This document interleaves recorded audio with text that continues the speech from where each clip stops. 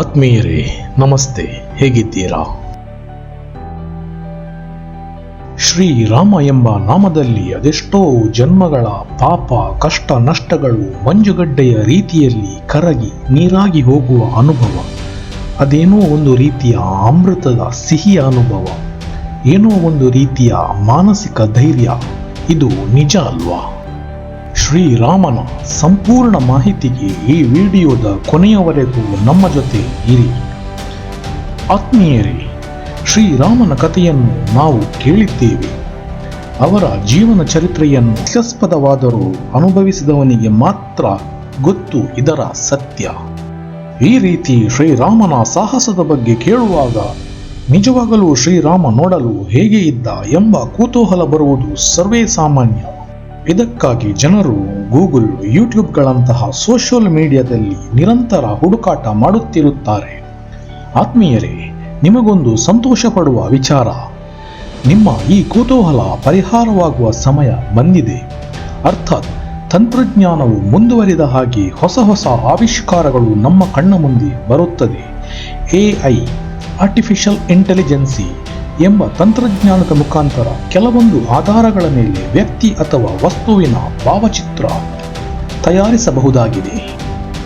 ಆತ್ಮೀಯರೇ ನೋಡಿ, ಸ್ಕ್ರೀನ್ನ ಮೇಲೆ ಬಂದಿರುವುದು AI ಜನರೇಟೆಡ್ ಶ್ರೀರಾಮನ ಅಸಲಿ ಮುಖ.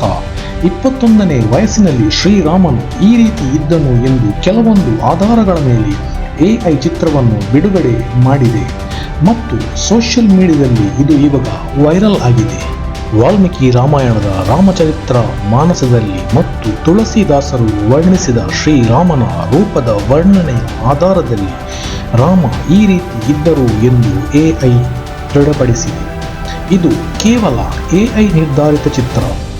ಅವರು 70% 80% ತನಕ ಹೋಲಿಕೆ ಇರಬಹುದು ಎಂದು ಅಂದಾಜಿಸಿರುತ್ತಾರೆ.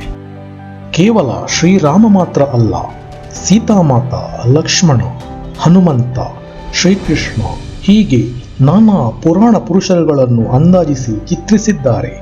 ನಾವು ಕಣ್ಣಾರೆ ಅವರನ್ನು ಕಂಡಿಲ್ಲದಿದ್ದರೂ AI ಮುಖಾಂತರ ಅವರ ಹೋಲಿಕೆಯ ಬಗ್ಗೆ ಚಿತ್ರ ಕಂಡು ಧನ್ಯರಾಗಬಹುದು. ಕೇವಲ ಚಿತ್ರದಲ್ಲಿ ಅವರು ಹೀಗೆ ಕಾಣುತ್ತಿದ್ದರೆ ನಿಜ ರೂಪದಲ್ಲಿ ಅವರು ಇನ್ನೆಷ್ಟು ಸುಂದರ ರೂಪದಲ್ಲಿ ಇರುತ್ತಿದ್ದರು ಅಲ್ವಾ? ಇನ್ನು ಕೊನೆಯದಾಗಿ AI ಅಂದರೆ ಏನು ಎಂಬ ಕುತೂಹಲಕಾರಿ ಪ್ರಶ್ನೆಗೆ ಸರಳ ರೀತಿಯಲ್ಲಿ ಉತ್ತರ ನೀಡುತ್ತೇನೆ. AI ಅಂದರೆ ಕಂಪ್ಯೂಟರ್ ಸಾಫ್ಟ್ವೇರ್ನ ಇಂತಹ ಒಂದು ಸಿಸ್ಟಮ್. ಇದು ಮಾನವನಿಂದಲೇ ವಿವರಿಸಲ್ಪಟ್ಟ ಆಧಾರಗಳ ಮೇಲೆ, ವರ್ಣಗಳ ಮೇಲೆ, ವರ್ಣನೆಗಳ ಮೇಲೆ ಒಂದು ರೀತಿಯ ವಿಶೇಷ ತಂತ್ರಜ್ಞಾನದ ಮುಖಾಂತರ ನಿರ್ಮಾಣ ಮಾಡುವ ಭಾವಚಿತ್ರ ಅಥವಾ ಒಂದು ವಿಚಾರ.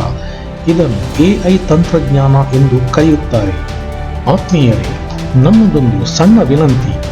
ನಾನಾ ರೀತಿಯ ಅನುಭವ ಪಡೆದ ಪರಿಣಿತರ ಮುಖಾಂತರ ಮಾಹಿತಿಯನ್ನು ಸಂಗ್ರಹಿಸಿ ವಿಶೇಷ ಹಾಗೂ ಸರಳ ರೀತಿಯಲ್ಲಿ ಸನಾತನ ಧರ್ಮದ ತಿರುಳು, ಮನೋವಿಜ್ಞಾನ, ಆಯುರ್ವೇದ, ಇಷ್ಟೇ ಅಲ್ಲ ಪ್ರಕೃತಿಯ ಹಲವಾರು ರಹಸ್ಯದ ಸಂಗತಿಗಳ ಜೊತೆಗೆ ಮೋಟಿವೇಶನಲ್ ಮಾಹಿತಿ ನಿಮಗೆ ನೀಡುತ್ತೇನೆ.